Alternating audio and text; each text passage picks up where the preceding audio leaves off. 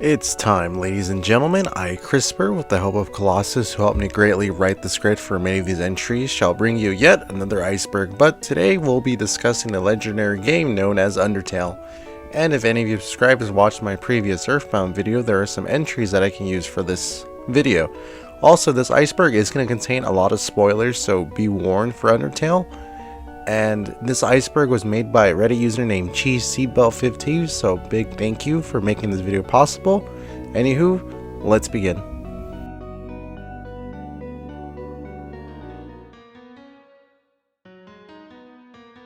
He is the boy, which I'm sure many of you fellow fans know that he's the creator of Undertale, Toby Fox, so that's it for this one. There indeed exists a fan-made mod by Toby named Earthbound Halloween Hack, or better yet known as Press the B Button Stupid, where Megalovania makes an appearance in the battles that a character faces in. Also, there are a couple of examples of both games that share similarities. For instance, the super disturbing unexpected final boss fight between Flowey and Gygus, the antagonist manipulating time for the sake of boredom, Pokey and Flowey, the silent stripe protagonist, Ness and Frisk, destroying the final boss by calling upon friends for love and support between Paula's prey ability and the protection from friends and souls. The true final boss and Gygus were both kind as children but were corrupted into what they are now, Asriel and Pokey, and in every game in the Mother series there's recognition and gameplay implications that you and every player are different from the protagonist, especially in terms of names that you're given versus the name of the protagonist. So it's pretty cool seeing these little similarities for both of these games. This is one of the biggest reveals compared to the lame choice of another Fire Emblem character, but yeah, the meme's real and Sans was included in Smash as a part of a costume, but he will always come with Megalovania's song and his stage of choice for any, I believe, any custom stage or any kind of plain stage, but it was a pretty nice touch that they put this song. Unlike my boy Travis, they fucking butchered the boy and didn't even give him his own soundtrack, but we don't talk about that. There are many alternative universes in the Undertale fandom, and these Undertale AUs are usually made by people in the fandom, and some of them are very popular and made fan-made games including Underswap, Undertale, Horror Tale. The reason why these AUs became a thing is because in one of the lines that Sans, where you fight him, he mentions he speaks about an anomaly and timelines. He also speaks about everything ends. So it's pretty cool. So alternative timelines, boys. This, of course, is the next game that Toby Fox has made besides Undertale, but the game is very interesting due to the fact, like the previous entry for an AU Delta rune would be considered one, which is pretty well because Toby has been asked on this on Twitter, in which I will be reading a direct quote from him and leave a link in the description for you guys if you wish to read it for yourself. But I'll read it. So anywho, the first question that was asked for Toby Fox is this a sequel? What's going on? I'm scared. And then Toby responds, please don't worry too much about that. Actually, I'm worried if people worry too much of what it is, and they might not be able to properly enjoy it. Where he then proceeds to put in a little laugh emoji. And then he says, I will say this, basically what you're seeing here is not the world of Undertale. Undertale's world and ending are the same as however you left them. If everyone was happy in your ending, the people in Undertale world will still be happy. So please don't worry about these characters and the world. It will remain untouched. And to rephrase that, the Delta Runes world is a different one from different characters that have lived different lives. A whole new story will happen. And I don't know what you call this kind of game. It's just a game you can play after you complete Undertale if you want to. That's all. So, you know, Toby didn't necessarily confirm it, but we're gonna take it anyways. So, since he's a very mysterious boy, as we get later down the iceberg, it gets a little more complicated with Toby Fox's response to games. The people ask him for whatever reason, but it's pretty cool. So anywho, next entry. I remember making an exact theory on my previous Earthbound video, so again, this is one of the biggest memes that the game theorists made with a slight connections in Toby Fox's other Earthbound ROM hack, but it is pretty funny seeing that Toby Fox had to respond to this video on his former Twitter account. So again, let's read another quote from the boy. And he states that fan theories are fun, but I feel embarrassed whenever someone calls attention to something I did when I was 16. Oof. Get wrecked, my dude. Timmy Chang was an artist on Tumblr and was approached by Toby Fox to help her create character designs for Undertale, and Timmy creates notable characters for the game, for example Pyrus and of course Timmy. Plus she has made characters for Deltarune as well, plus she had made her own game called Escape Charm in which you can play for free, so check it out if you want to show more support for this artist because what she does is pretty cool. There's an interesting theory that people have made in the laboratory and consider the broken machine in said laboratory, and I've found the one such theory that may refer to this machine being an actual time machine that the Sand uses. This theory is brought to you by Gaster Sands Under Theorist on the Amino app, so again let's read on what this is about, starting with the machine. So to start things off, let's take a look at the machine. Sand's machine is shown to be a rectangular shaped object underneath the purple sheet. We all know that this machine is what it is because of a text that pops up when it is interacting with the player. The only things that we learn from this text is that 1, it's a machine, and number 2, it's broken beyond repair. So you must be thinking to yourself, why a time machine? Well, I can assure you when I first saw this immediately I thought, whoa, a time machine? Neato, no. My first thoughts was I wonder what it is, so I did my research, took some references from the game and tried to keep Gaster out of my logic, seeing as we don't know if he has any connections to the machine. And finally came up with the conclusion of the time machine. My reasoning is from actually something very simple from a piece of direct Sans' quotes. And the quote in question, in both the true pacifist and genocide route, San has a certain piece of dialogue that always pops up, no matter what, and it's referring to him mentioning of giving up. Now, if we only had a pacifist run to look at of giving up, it could mean a number of different things. However, once we take into account that this quote from the genocide route, where he adds in that little bit of extra being trying to go back, this makes my theory a whole lot more plausible. And I think this makes the fact that also too that Sans has been trying to build a time machine is pretty evident. For what reasons? As of now, I don't know, and it'll have to be a theory for another day. However, there is one last thing I'd like to add, being why the time machine is broken. Saying that the time machine doesn't work is one thing, but why is the term broken? Well, broken in a word can mean two different things. It can either mean that it's unstable or not intact. However, it can also mean something as incomplete. Sans machine isn't torn to smithereens just as it is incomplete. It's missing one extremely crucial component, and what's that component, you ask? Well, the one thing someone needs to travel back in time, you guessed it, is determination. So this theory is pretty cool, and again, there'll be a link in the description that goes into more of that. This is more of a summarization of what this person is talking about, but it's pretty cool. W. Gaster was the world's talented power alphas and was responsible for creating the core. Gaster followers relate various explanations as to what happened in Gaster, and in one iteration says that he fell into his creation, another says that experiments went wrong, and the last one says he shattered across time and space. And characters such as the River Pearson and Gaster followers hint of his existence. Similar to Sans of Papyrus, he speaks in a typeface different from other characters, and I'm sure he's going to come up a lot in this iceberg regarding his followers and the many experiments that he does in the future. So let's move on. And for Gaster's followers, they're a group of NPCs who are hidden away in the first 4 worlds, and each secret, well not secret, I should say each different NPCs have their own separate quotes that are a little kind of creepy, but there's a Wikipedia which will be linked below because many of these different NPCs have their own quotes, but again, they will pop up later in the video considering more of these AU themes and theories. So let's continue. This is referring to the genocide run in which many interactions with the characters change drastically, including the phone call you get in the end of the game, how many of the characters treat you, and basically it's a pretty messed up ending, but I say it's pretty fun to play if you just like to ruin, the friendships you make along the way, but 10 out of 10. And for this one, this is an Easter egg in which Gaster talks in some sort of code, but luckily for us with the power of the internet, we have a translation, my dude, so here we go. It says that entry number 17, press enter, dark, darker, yet darker. Press enter, the darkness keeps growing. Press enter, the shadows cutting deeper. Press enter, photon readings negative. Press enter.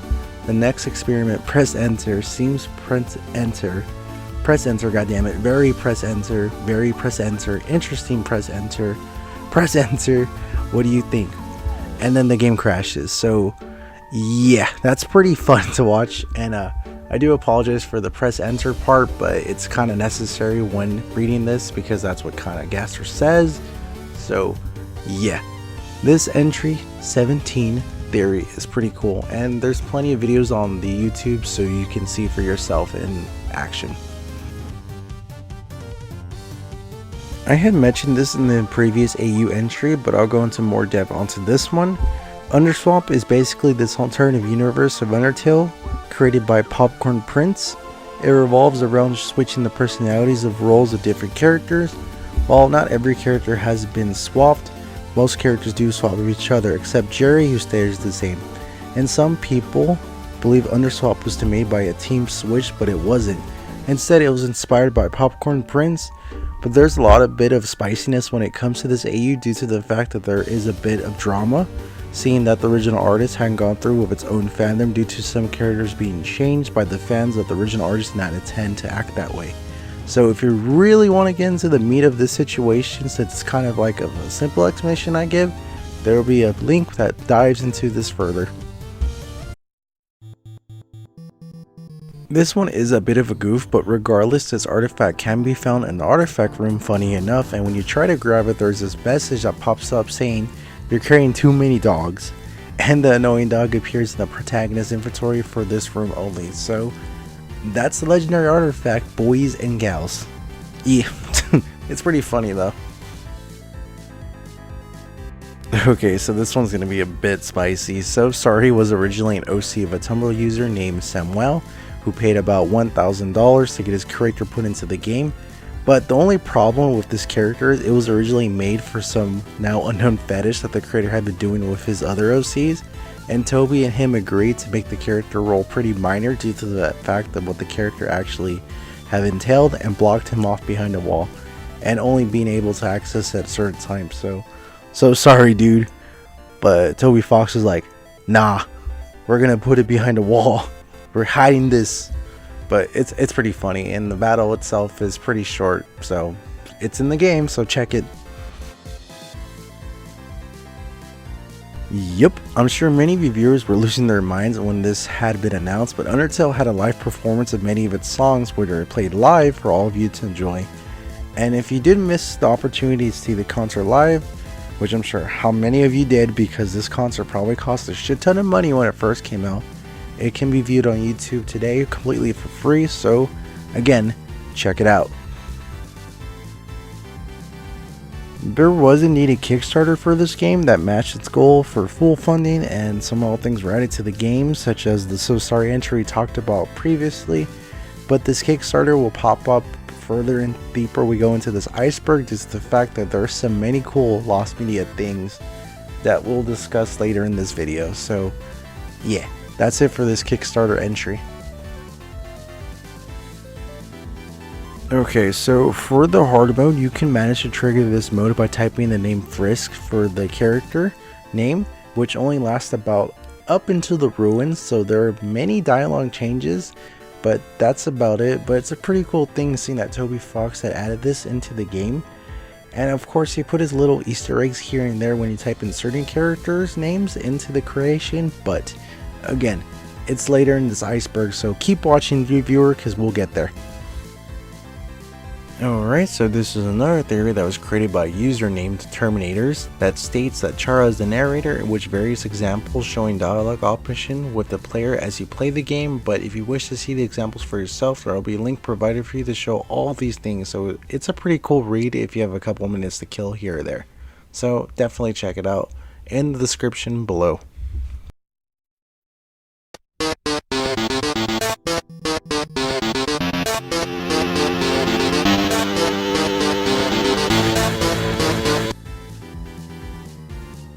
As mentioned in the previous entry, Goddard Kid is a follower of Gaster, in which he shares a bit of information with the player regarding his role of Gaster, and it goes so on, just like the many other NPCs that are followers of Gaster too. And this won't be the last time we see Gaster in this little iceberg. He's going to pop up quite frequently, so if you like Gaster, cool. If not, I don't know what to tell you, man, because he's going to be a big part of this iceberg, but it's fine. He looks pretty cool. Doge, pretty sure you've seen the meme here and there. It's pretty fucking old by now, but that's not what this one is. This is a cut enemy, but essentially it's basically like the Dog Knight in the final game, but it's named Doge with different attacks. But then again, it was cut from the final game. As you can see, it's designed in the video. It's pretty cute, but that's it for this little section. For the fun value, this is basically a random number that triggers certain events in the game. For example, Sans spawning there from this to certain pieces of dialogue, and throughout the video that this value is going to come up because Toby Fox didn't implement many different things to happen, such as the fun value, and without giving too much away, other types of values that makes this game a little bit more mysterious and spooky. But again, it will be explained later in this video.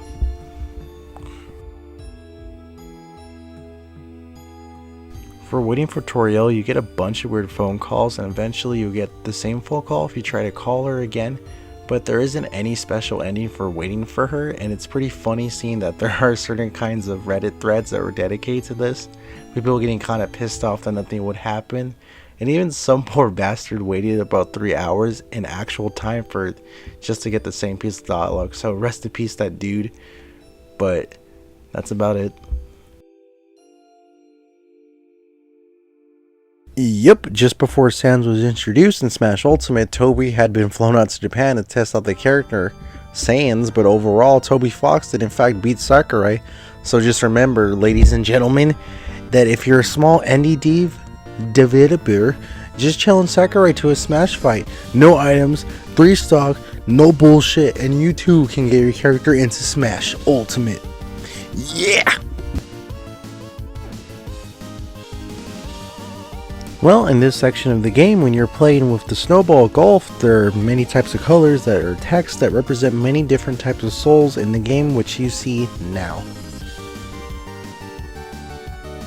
This is a rare NPC that only appears if the fun value is between 80 and 89, in which I spoke previously about this value entry, but she could be found near the Nap Stab Blockhouse, and she even talks about her neighbor's daughter Susie, but she's not even in the game. So that's pretty cool, but again, this is going to be another type of entry where we're going to go more depth later in this iceberg, because Susie is going to be another recurring name that we're going to see again later on. This one might be the remnants of a background representation of Snowden that Toby decided to take out, or maybe it's one of the many mysteries he had in the game, but there isn't really much on this entry, seeing that on the subreddits I did check for the Undertale and Undertale mysteries or somewhat. There isn't really much but speculation that maybe it might be Papyrus's or Sans house, or maybe it's something to do with Gaster. I have no idea, but that's about it from what I understood for this entry.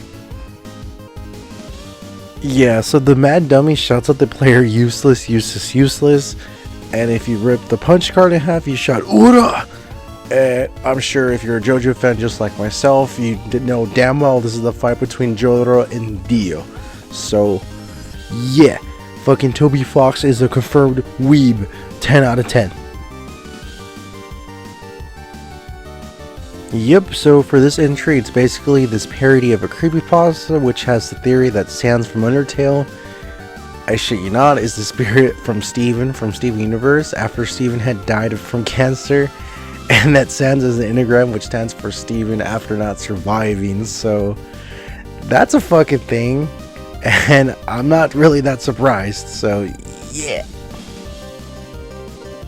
Alright, so this is pretty cool, seeing that these plushies do contain hearts inside of them. So it's a pretty cute touch that the Fan Gamer plushies did have. And again, there's many videos out there, and I don't really have that much money, so I can't really buy a plushie, but you can look online and there's people of tearing these little plushies apart, which you can see the hearts. So it's a cool little determination little thing for ya. Alright, this is another theory brought to you by the game theorist yet again, that Matt Pratt showed us that Gaster was linked to the Skeleton Bros. Viva lots of proofs like the Gaster's blaster, but what if they're just not linked? What if Gaster was the Skeleton Bros' father? So it's pretty interesting. I know the video is probably still up and you can watch it for yourself. So yeah, and I'm probably going to butcher it, but you know, it's fine. This is a very cool ending that you can only get by messing with the game's files, in which you start up Undertale, Sans has a funny life, and then threatens you for being a fucking hacker. And that's the hacker ending for you. So Papyrus may be on par with Sans power-wise, but has many different means to unleashing his true potential. If we assume Papyrus was holding back because he only wanted to capture the human and not harm them, we also never get to see his special attack, but we can see that he can unleash massive amounts of bones in the forest segment, which is a totally normal attack. Plus there's a blog named Permanently Exhausted that goes into more depth on what I was talking about. Link is in the description below.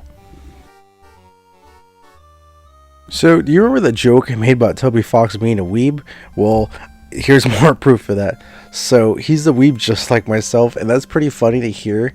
But anywho, meanwhile, in his time in Japan, in an official tweet, Toby Fox was able to meet Zune, the creator of the Toho series, and talk about it while drinking some beers.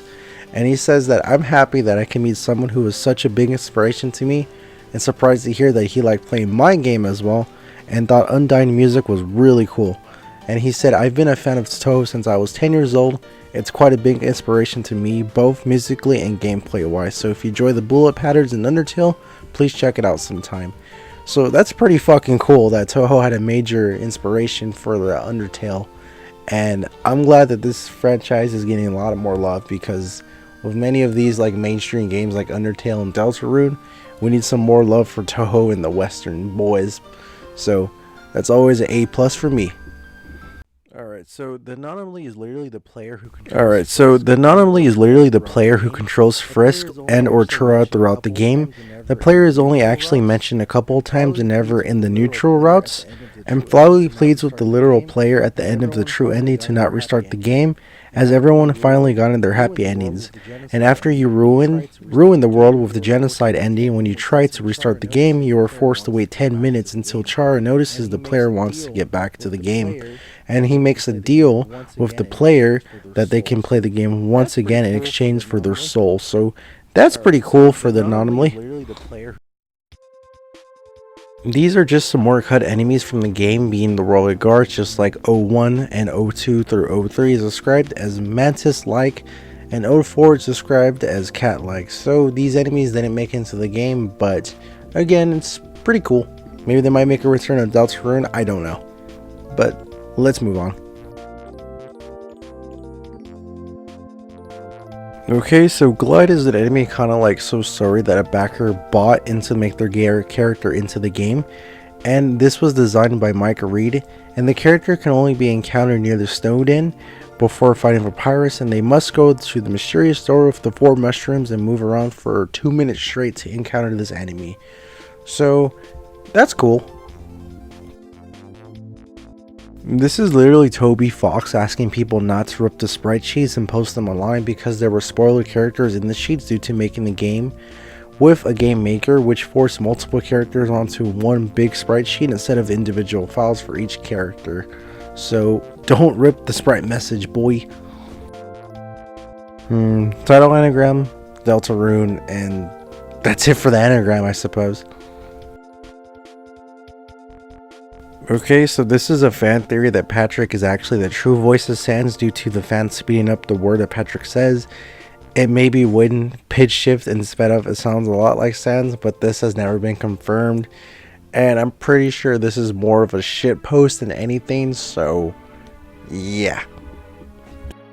Apparently, if the fun value is set to 65, there's a 50% chance that when traveling up from the box road, that you will load into the sound test room that contains 3 very short song files and 1 longer title named Gaster's Theme.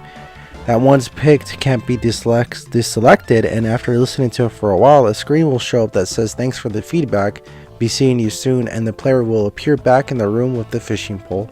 So that's cool, little surprise you get from the fun value. This is the final line that Azrael will say to you before you go back to achieve the true ending. He will keep on repeating it forever as he's resigned to his fate, constantly turning him back into Flowey. So, sad boy hours. So, in room 264, in one of the parts of Gaster's version of entry number 17, he says, "What do you think?" And by two, Gaster may be referring to Sans and Alphys, as it is hinted in the end of the True Pacifist route that they had passed together, and Gaster could be the missing link to which they could possibly have had a relationship, so interesting.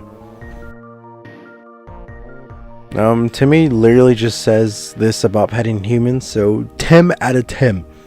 And that's it. That's it for this. I'm not sure why it's this below the iceberg, but it's pretty funny.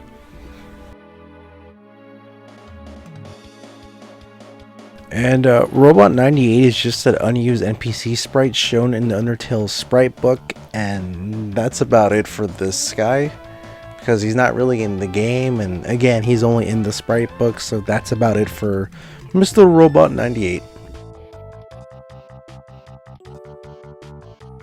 So for the Flowey stalking, there are many instances where indeed Flowey is following you in multiple parts of the game, and it's pretty cool.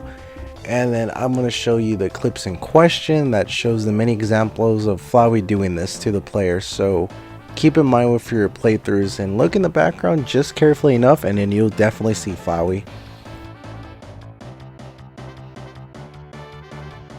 Dude, what is this, like the 5th time I talked about the fun value?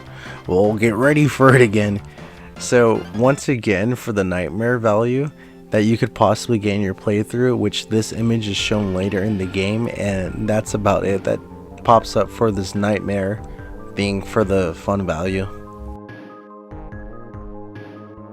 A monster's body is mostly made of magic, and it's attuned to its soul, and when a monster gets old, they enter a state called falling down, and basically a monster in this state lies mobily and fucking dies real hard. So yeah. Alright, I had found out about this in the Steam discussion on the Chara theory by Edgy Azrael Dreamer, and this theory attempts to explain exactly how Chara is able to control Frisk and why Frisk's determination is so special. And I will now be using a direct quote from the Steam user, so let's begin. In the True Lab of one of Alpha's entry states that the seeds of the golden flowers are sticky and hard to remove.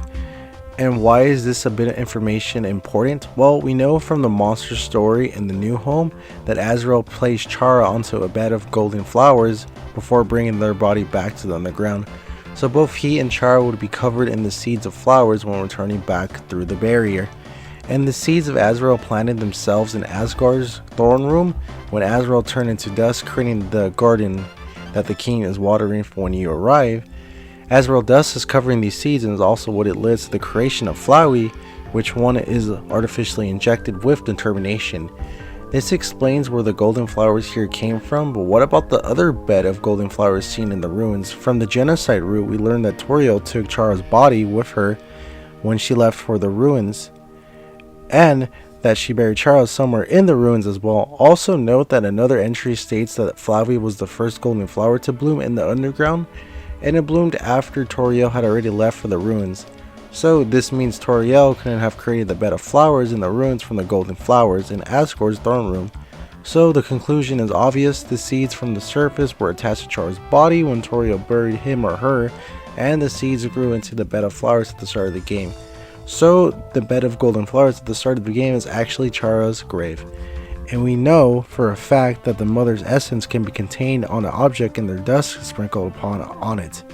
It's never expanded upon the game, but what is known, true for humans in some regards, so that Chara's essence could still be contained in the golden flowers that grew from their body. This would mean that Chara could attach himself to the seed to any human that lands on the bed of golden flowers at the start of the game, including Frisk. And I could go on to expand on how this explains some things about determination, resetting the game, and why you always start the game on the golden flowers, but I'll say that for the extra comments below. So just like the many other theories that we covered in this iceberg, this one is personally my favorite, and it's pretty cool seeing that this much time was put into this one. So let's move on. There was an official tweet by the Undertale account in which states return here in 24 hours, which then Toby Fox announces he wanted to make something new, and which is the announcement of Deltarune. So that's about it for this strange tweet thing. As you can see in this picture, Papyrus' outfit has a Starman symbol, so it's a pretty cool reference to, again, Earthbound. So, yeah. So, remember when we were talking about the alternative universes? Well, this is another example of this. And we did discuss Clam Girl talking to the player about having a daughter named Susie around the same age. And funny enough, in Deltarune, Susie could be a possible connection to the one, as you can see this lovely chart below that goes into better detail. And that's about it for this little entry. For the Flowey being a metaphor for the player, I really couldn't find anything on this theory on how Flowey could possibly either be a player. And many of the subreddits that I went upon this theory mostly talks about how the game is one giant metaphor and Flowey being some kind of meaning for maybe depression, anger, or something like that. And but regarding the player, wouldn't it be more of Risk or Chara kind of being that for the player? But again, I could be wrong. I'm not 100% too certain, so please let me know in the comments below. Well, this one's pretty funny. If you do type in Toby in the essay, Metatons responds, Toby, what the hell is that? Sounds sexy. Oof. So, Toby needs to go to a certain type of jail, if you know what I mean. So, here we go again with the anagram yet again. With the glutch, well, the anagram for Asbel could either be sage or murderer. So, it's spooky. And let me catch the game theorist Cringe Boy make a video on him, just like him milking the Five Nights at Freddy's like always. Or, you know what? No, actually, that's all he really does nowadays. So, please don't murder me with the fucking pitchforks, game theorist fans. It's a fucking joke. This is an unused song that would have been featured, but its name is star.ogg, and you can hear it now in this video. And yep, McDonald's is connected to the most evil bastard in this game, and that is, ladies and gentlemen, Flowey. And I'm being dead serious, and a great example by a Reddit user named DCB, in which the user states, oh, I'm sure you heard it by now, that Flowey's connection to Ronald McDonald, but if you haven't, the lowdown is this, that Flowey's voice acting is not originally for the game, but it's actually sampled from a 1965 McDonald's commercial in which the fast food mascot is played by Walter Scott. So yeah, go to your local McDonald's for a free Undertale card pack, because I'm loving it. The punch card skip is a glitch that allows you to skip over large cutscenes in Undertale with ease, making your speedrun time a whole lot faster. This is a black room where it has an NPC in the middle, and as you approach the room, the NPC fades in, and when spoken to says redacted in wing things. So pretty mysterious. I don't know what that could possibly mean, but it's pretty fucking creepy. Okay, so this one's a bit of a meme, and I'm sure you've seen this, but essentially it's the old man or lady that catches her daughter saving some images of Sans or phone, claiming it's a demonic or some shit like that. And it's been around since this game's been on, so if you're a fan and you've seen this, you know what I'm talking about, and you see it right now as I'm talking about it. So it's pretty fucking funny. Well, like the name suggests, it's a subreddit that discusses data mining for this game, so check it out if you want to see some wild stuff for the Undertale/R Underminers. And you'll see many glitches or exploits or maybe some story things that have been discovered, and I'm pretty sure that's where most of this fun value comes from, and as well as many other things we discussed earlier in this video. So it's a pretty cool subreddit if you have the time to check it out. As you can see, this is basically an unused Sans Blue Eye in the Smash Ultimate costume, and you can see with these two PNG images, and they're slightly different, but that's about it. This is yet another unused room, but what's interesting about this room, that Determination is being played in the background, but that's about it for the room overworld thing. I know what you did. During the pacifist run before Frisk enters the True Lab, you can inspect a trash can in the lab and find a note written in a strange handwriting that reads, I know what you did.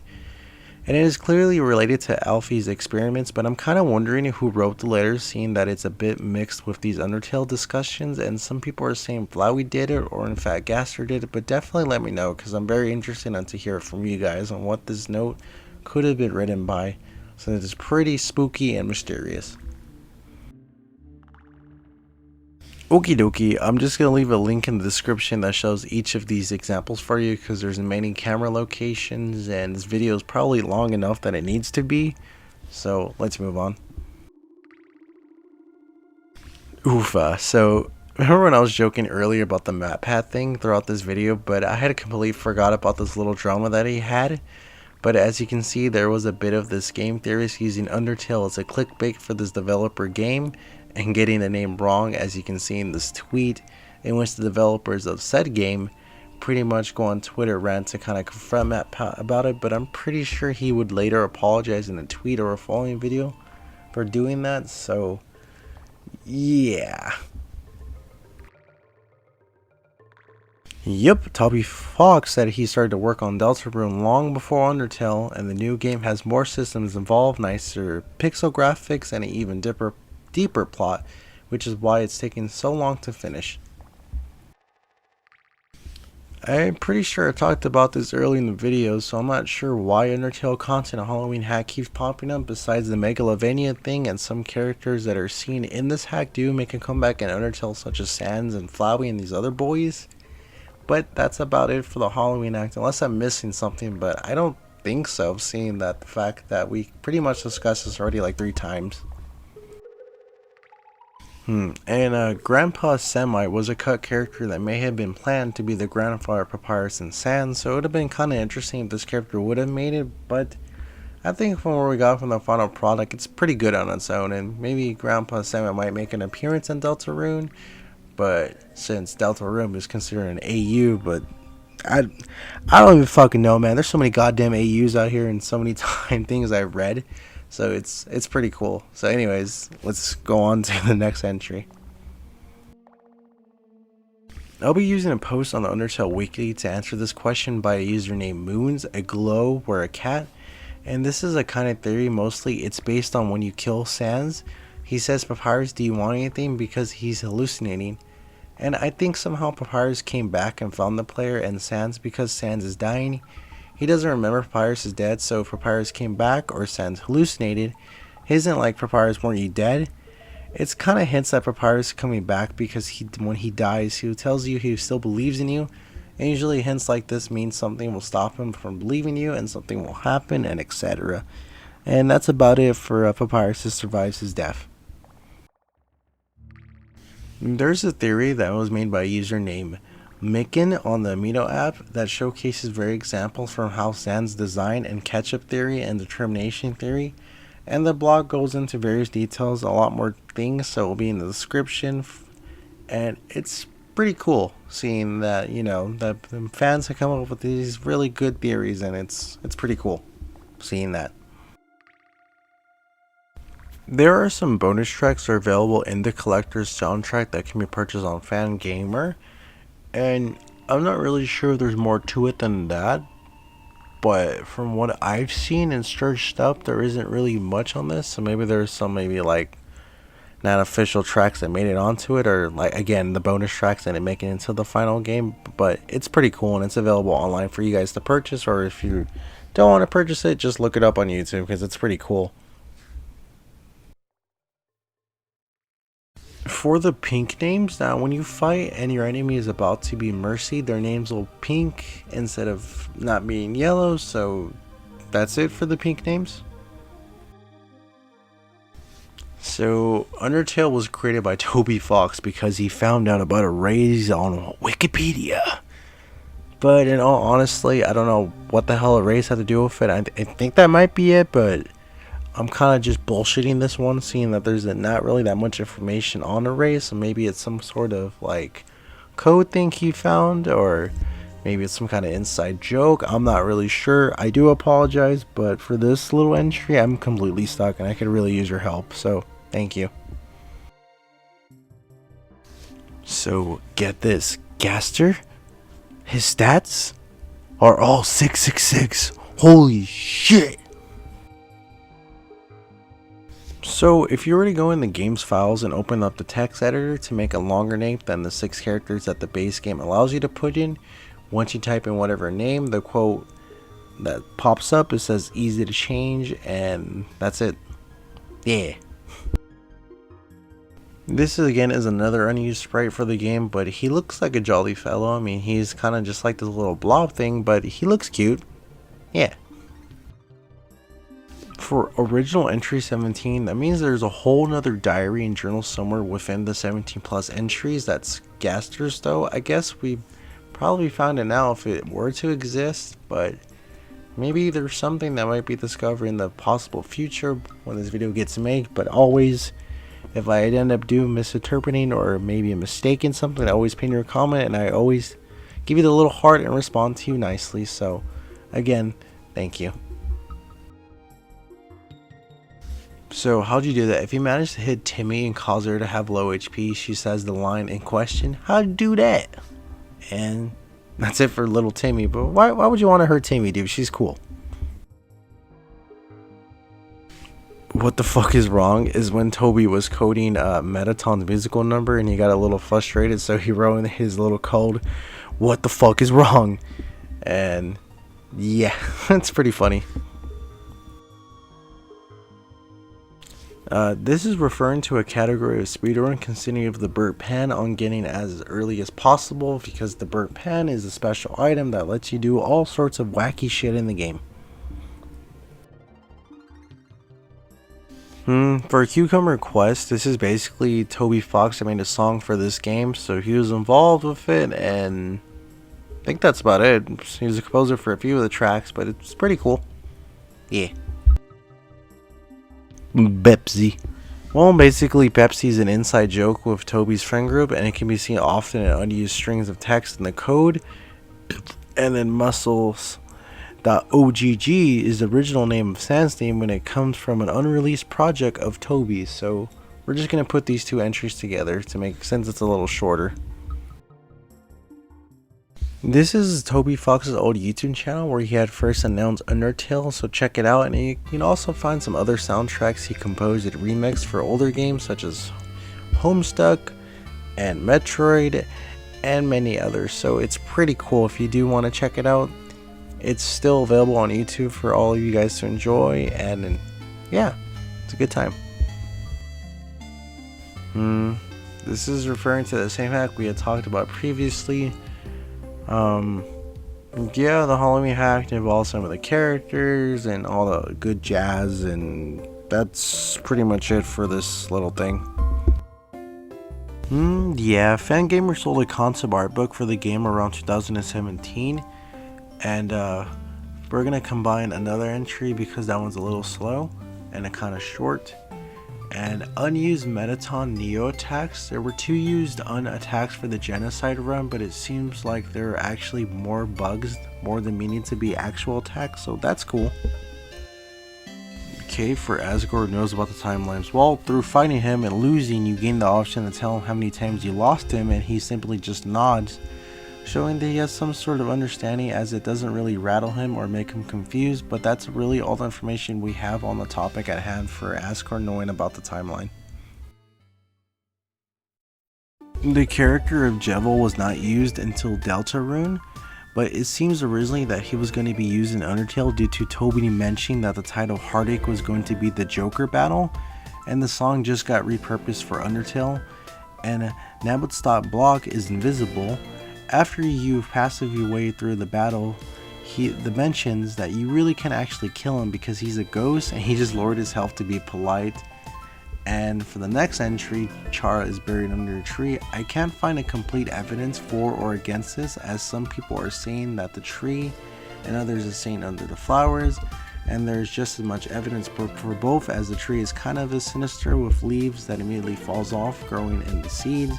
And you can find the house hinting that Tori planted the golden flowers which were found in the human's village. So that may be a bit quick, but I wanted to combine these 3 scenes. They're kind of short and the video is kind of getting long enough, so let's keep going. Yep, you heard it right, folks. Toby has made some comics that goes into more details of your favorite characters and gives them more backstory on their past selves. and you can purchase it on Amazon for I think what, like $19.99, but I don't even know, man. It's probably Amazon's always having these fucking sales because it'd be $10, dollar. I don't know, man. Just look it up and then you'll see the official comics are pretty cool. There is a bit of connection between these characters, as you can see, so maybe there are some elements of foreshadowing of what is to come between these two, but it's cool. Nonetheless, you know, I still find it very interesting, and I think that's about it, considering maybe the design ideas, or maybe the two characters' philosophies. I'm not quite sure, but I think that might cover it for this one. As you can see for this one, Toby Fox specifically talks about these two cancel projects, so I'll leave it on the screen for you guys to read, so yeah. Apparently Toby posted about the beginning of Undertale's development on a hack board, which he referred to as a sequel to something called Underbound and the spiritual successor to Freebound, so that's cool. It's the file name for the dimension box. Sans might have some connection to it based on its name, but I think that's it for this.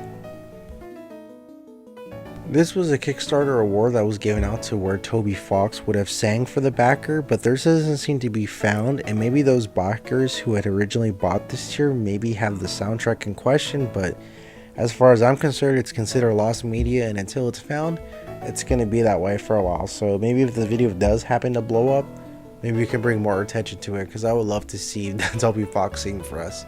That'd be pretty cool. Alright, so this one is a bit long, I should say. So I don't even want to butcher the hard work that these boys had put into this huge theory. So the link will be ready for you guys below. Again, I do apologize, but the amount of time this theory would get into to probably excessive made in more than like 30 minutes or so. And I really want to butcher the work of these boys and gals, so I would definitely give it a read because it's really important. I want to give credit where credit's due, so please give these boys a little shout out and look at their little theory because it's pretty cool.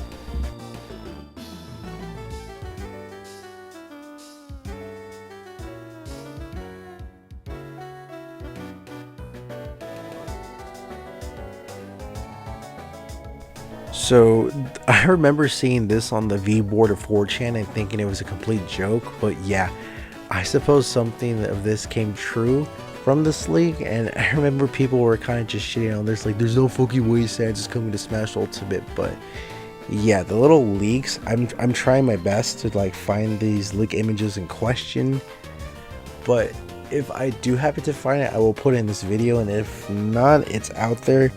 But I do remember seeing this like maybe once or twice before maybe it got DMCA'd by Nintendo, being the kind of cucks they are.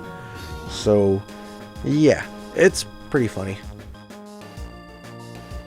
There really hasn't been any news on the Xbox port, but it solely depends on the deals that Toby may have made with other platforms, such as maybe the PlayStation 4 or the Nintendo Switch. I know there's many discussion on this on the Undertale fucking subreddits, that people were maybe Toby may have had a deal, like I said previously, but as far as I know, there isn't really word on the Xbox port, and I highly doubt it's ever going to come out on the Xbox, so that kind of sucks for you guys. But hey man, if you have a Switch, a PC, or a PS4, by all means it's available for you guys to play, so sorry Xbox guys. For Game Test 7, this might be referring to the early beta copies of Undertale that were handed to early backers, but I did look this up and nothing really came up besides these fan-made quizzes, but I don't think that's it. So I'm a little stumped on this entry, so leave a comment below, but I'm like 80% sure that this could be referred to the file name in question for Undertale's like early build for these backers, but again, if I'm wrong, I'm trying my best. I do apologize, you know. Again, I will, pin your comments. I will heart it or do whatever I want to bring justice, because I really want to do good by this iceberg. There's an unused text when you align the bridge seeds that says, "Congratulations, what's wrong with you?" And for muscles.ogg, it is the original name of the Sans theme, which comes with an unreleased project of Toby's. So yeah. For Undyne, I don't know if this is just talking about the entire character in general, or the fact that she's one of the only monsters to build determination and genocide rune, or if it's just a meme thing. But yeah, it's a bit weird for this kind of entry, and I do apologize again. Sorry. I couldn't really find anything that mentions this. Only one thread asked if they were possibly the same character due to looking so similar, and the fact that the bad dummy hadn't showed him in Deltarune up to that point. And there's a possibility that it was actually talking about the other Susie, but since there isn't even a character model or any other information, this might be a typo. But I'm not sure. If you know, comment below, and neither of them could fix the machine no matter how hard they try. This is a reference to a now deleted tweet from Toby responded to someone asking if there was possibly a happy ending to be found in the game. But since it's been deleted, maybe there is now. And no one has found it yet, or he just decided to delete the tweet. The theory part is that Gaster and Sans did a genocide run and created a time travel machine that could be seen in the Sans garage in order to correct their mistakes. And for the next one, ball on title screen, this is a reference to a sound chime that plays when you type in ball on title screen. That was also apparently referencing the Kickstarter trailer where a ball appears over Toby's head. And for the last entry for Mount Ebot real life locations per the creator, it's just a prank, bro. And yeah. And just for good measure, I'm going to add 2 more bonus things that weren't part of the iceberg, but I thought were pretty interesting in the comments for this Reddit post. And the first theory comes from Ludicrous Falcon. And he says, I feel like the slowed down genocide version of Snowden Town should be on here too.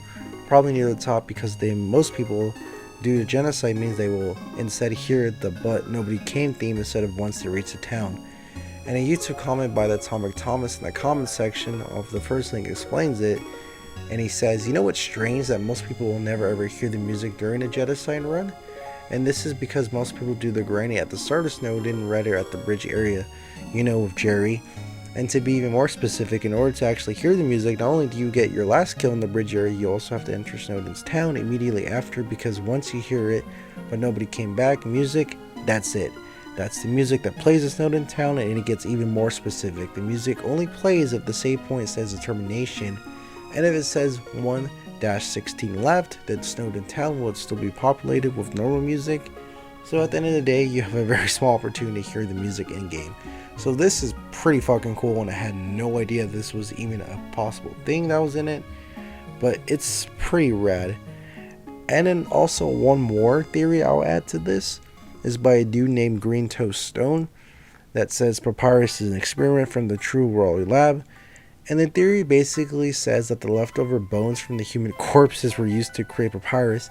And the biggest evidence for that is Papyrus has disproportional bones, or how the showkeeper in Snowden always says that Papyrus and Sans just appeared one day in Son Winden.